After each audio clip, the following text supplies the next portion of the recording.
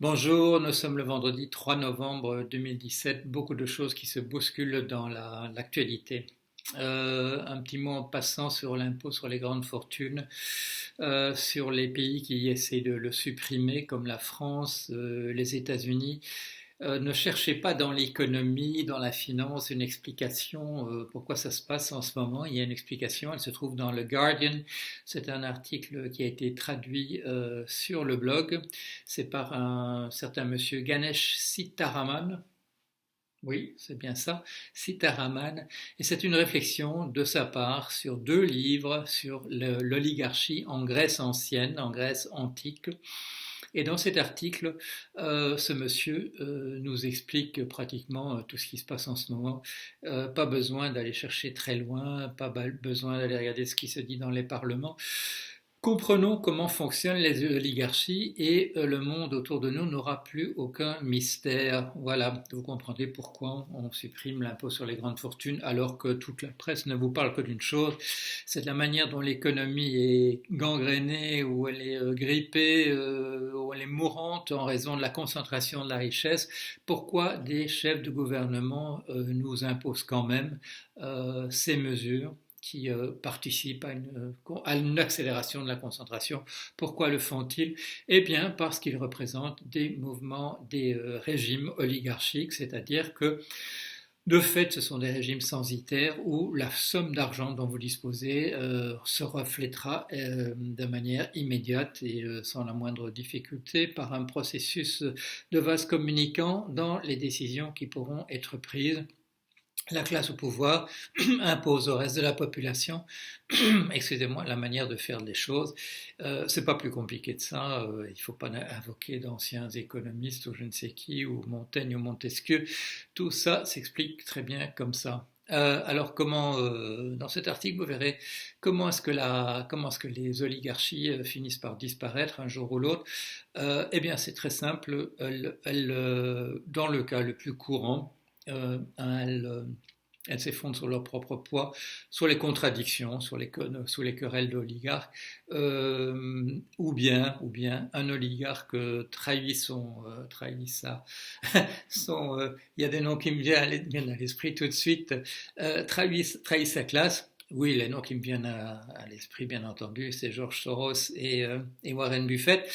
Et ils prennent la tête d'une révolution et le peuple s'empresse de suivre dans ces explications de comment les oligarchies disparaissent. Il n'y a pas beaucoup de place pour le peuple. C'est donc soit effondrement des oligarchies sur elles-mêmes, soit un oligarque qui décide de devenir un démocrate. La troisième solution, qui consisterait à ce que le peuple se rebelle et prenne le pouvoir, a connu quelques tentatives brouillonnes dont vous avez entendu parler, mais c'est pas comme ça que ça se passe. Donc, un article très intéressant, lisez-le absolument, lisez-le en anglais sur le Guardian et lisez-le dans la traduction qui a été offerte sur le blog de Paul Jorion par quelqu'un qui a demandé à rester anonyme, donc voilà, c'est pour ça que son nom se trouve pas là, mais je le remercie quand même. Alors, dans le même genre, un parallèle tout à fait fascinant, tout à fait intéressant entre deux choses qui sont des décompositions. La décomposition de l'Espagne avec l'affaire catalane qui n'est pas terminée et la décomposition de l'Union européenne avec le Brexit. Dans les deux cas, un cafouillis pas possible. Une chatte n'y retrouverait pas si jeune ou si petit. Et voilà. Alors, ce sont des processus d'effondrement que nous sommes en train d'observer, celui de l'Espagne avec la Catalogne et celui de l'Union européenne avec la Grande-Bretagne, le Royaume-Uni.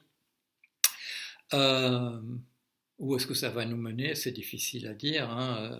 On m'avait posé la question souvent en 2008, qu'est-ce qu'on aura à l'arrivée? Ben, j'avais repris une image de René Thom sur sa théorie des catastrophes. Quand on laisse tomber un miroir par terre, on ne peut pas dire la forme des pièces que ça aura. Tout ce qu'on peut savoir, c'est que ce sera cassé. Voilà, il y aura eu brisure. Il y a eu brisure, mais dire exactement comment, ça va être bien compliqué. Alors voilà, c'est des choses qu'on observe. Alors un autre événement, mais c'est un événement qui se passe sur le blog et qui est dû surtout aux travaux de Monsieur Serge Audier, qui a écrit qui a écrit des choses très importantes sur l'histoire du néolibéralisme ou ultralibéralisme. Il utilise lui le mot néolibéralisme et ça lui permet de dire qu'il y a de multiples néolibéralismes et effectivement quand on lit ses bouquins on peut s'en convaincre. Mais si on utilise comme moi et comme un certain nombre d'autres personnes le mot ultralibéralisme, eh bien il n'y en a qu'un seul. Cet ultralibéralisme, il n'apparaît pas triomphant dans le colloque Walter Lippmann en 1937, c'est vrai. Il n'apparaît pas tout au début de la Société du Mont Pèlerin à qui nous devons le prix Nobel d'économie et beaucoup d'autres catastrophes comme Madame Thatcher et Monsieur Reagan. C'est vrai qu'il n'y a pas que, il y a différents courants dans la Société du Mont Pèlerin au tout début, dans 47 ou 48, je ne sais plus. Mais l'ultralibéralisme est déjà en germe dans le colloque Lippmann. Il est représenté par von Mises, bien entendu, et von Hayek. Et quand on arrive au Mont Pèlerin, on trouve bien entendu toujours von Hayek et Friedman, et puis tous nos grands prix d'économie, prix Nobel d'économie, puisque ces braves gens ont eu l'amabilité de se nommer les uns les autres au prix Nobel d'économie, et ça continue à quelques exceptions près. Il faut bien dire que M. Richard Thaler ou M. Kahneman ne font pas partie de ces gens-là.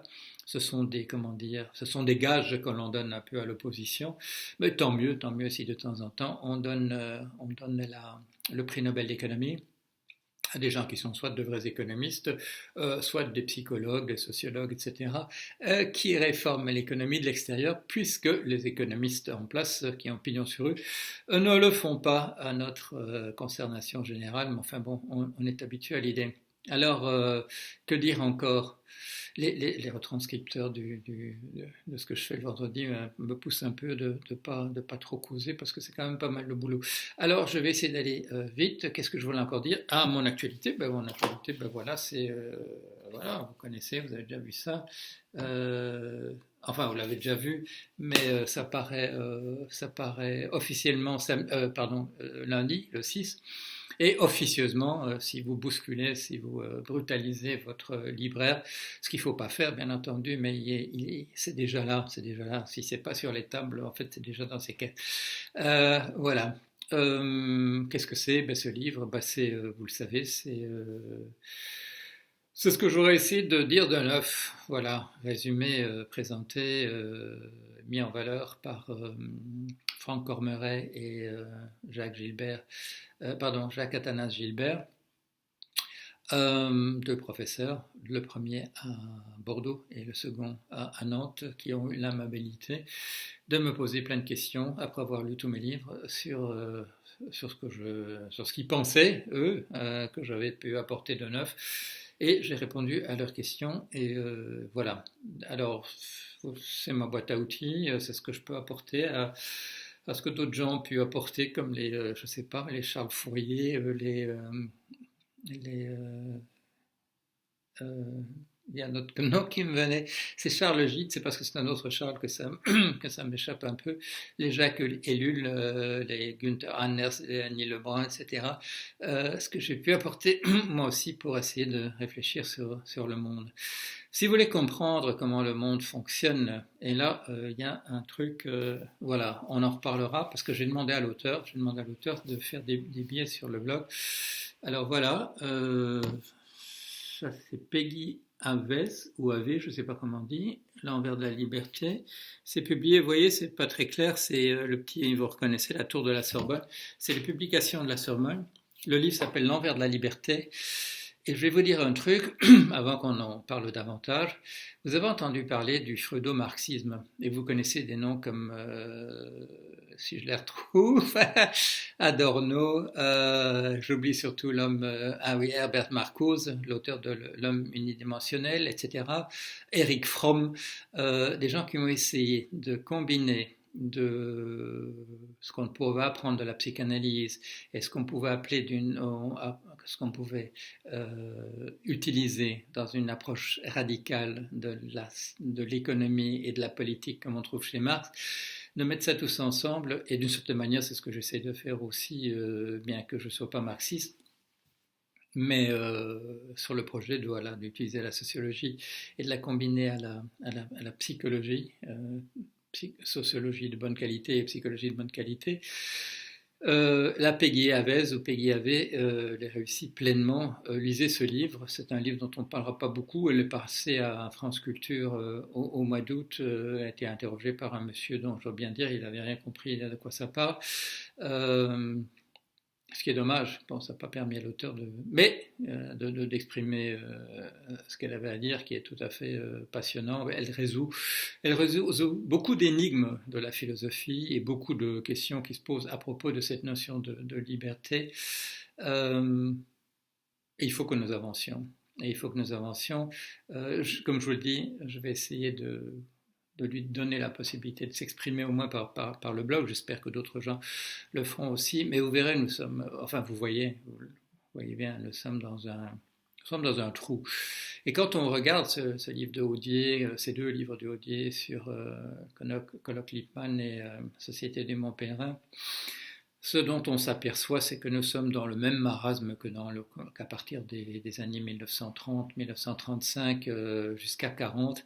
Nous sommes dans le marasme des idées, plus personne n'apporte rien d'intéressant et on hésite entre différentes formes d'ultralibéralisme et de fascisme d'une manière ou d'une autre. Nous employons des mots légèrement différents, ne disons pas libéralisme et fascisme, disons ultralibéralisme et populisme, mais en fait c'est exactement la même chose, c'est le même marasme. Et ce qui est un peu décourageant, c'est que si vous regardez ces papiers, Madeleine Théodore résume les livres de Audier, c'est qu'on n'avance pas beaucoup et que tout ce que nous disons maintenant a déjà été dit dans les années 30 avec les résultats que vous connaissez, c'est donc pas tout à fait encourageant. Ça ne veut pas dire qu'il ne faut plus rien faire, mais ça pourrait conduire à penser, ce qui serait absolument désespérant, c'est que, c'est que la condition humaine n'a pas véritablement de solution. Je prône la lucidité. La lucidité, à mon avis, c'est la condition sine qua non même pour regarder comment se présentent les problèmes. Mais la lucidité n'est peut-être pas suffisante à trouver les solutions. Quand on voit tous ces gens de bonne volonté et de mauvaise volonté qui, dans les années 30, ont essayé de trouver des solutions à un problème qui est identique au nôtre, à une exception près, on se pose des questions. Est-ce que le problème est soluble? Quand je dis à une exception près, c'est qu'il y a une différence. Il y a une différence, c'est que la technologie nous emporte dans un grand tourbillon. Et là, c'est ça la différence, c'est que le politique, la gouvernance, comme on dit horriblement, le gouvernement nous sont pris dans un tourbillon. Ce sont des gens essentiellement pour qui le monde va trop vite autour d'eux. Ils vont au rythme d'élections qui sont tous les 4 ans ou tous les 5 ans. Et voilà, et ils s'installent dans un rond, et le chat de la voisine. Oui, ils essaient de résoudre des problèmes locaux par des moyens locaux, on reprend des vieilles solutions, ou alors on applique simplement les grandes règles du système oligarchique et puis on en tire simplement les conséquences, mais on a besoin d'autre chose. Et là, il y a quand même une bonne nouvelle. Je le vois par l'audience qui remonte très très vite sur le blog.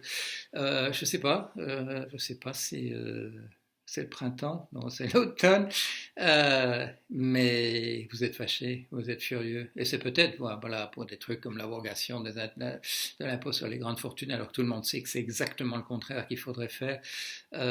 C'est peut-être simplement une réalisation petit à petit que nous sommes dans un régime un régime politique qui n'est plus de fait de la démocratie, qui est passé à autre chose. Et autrefois, on avait un mot d'ailleurs pour les gens qui dirigeaient ça. Celui qui était à la tête d'une oligarchie, comment est-ce qu'on l'appelait?